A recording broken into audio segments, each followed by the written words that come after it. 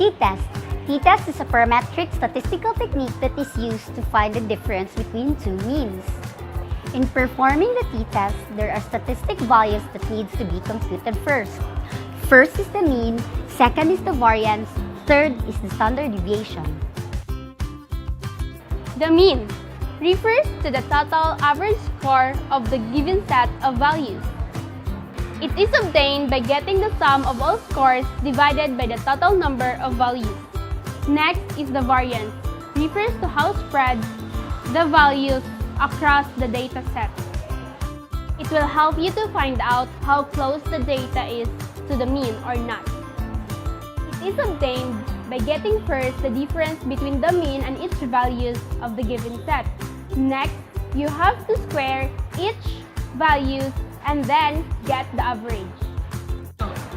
And the last one is the standard deviation. Standard deviation is the square root of the variance. It's a helpful indicator of the variation within the data set. Lastly, it needs to be presented alongside the mean. Alpha level.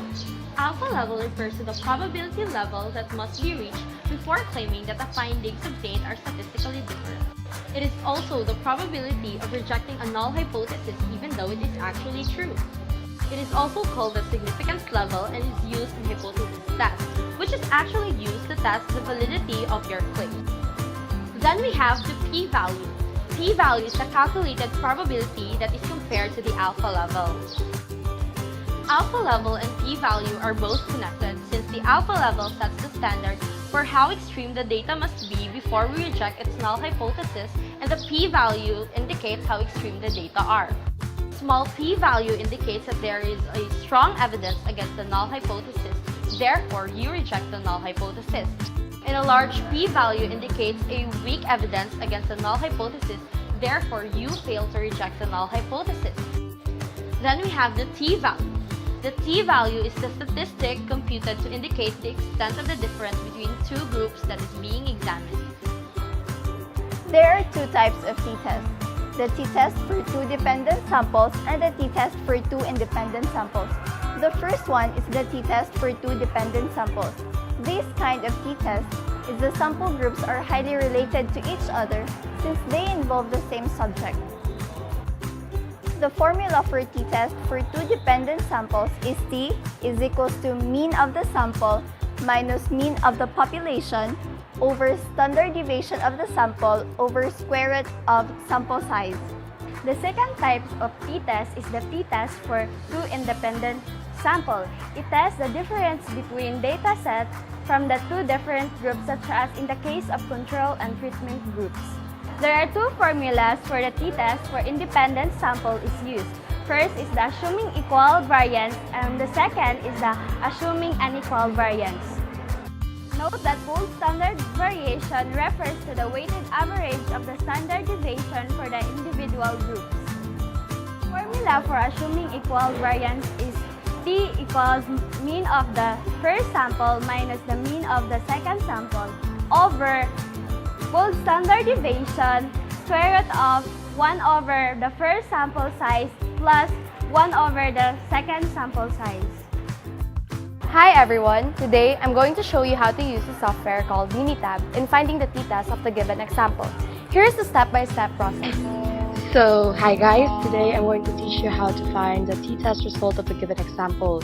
This will be the worksheet right here, the columns and the rows, and we'll be putting the label of the given data over here.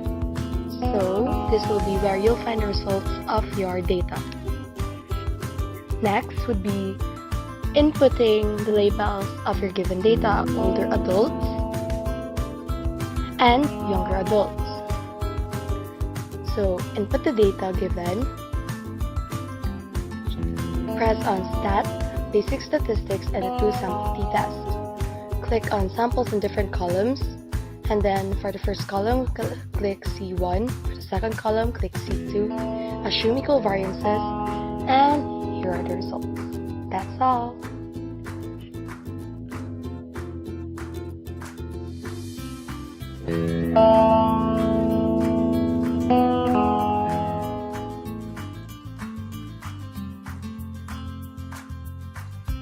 Hey everyone, I'm Ryan Kenth and I'm here to give the interpretation on our sample problem using t-tests.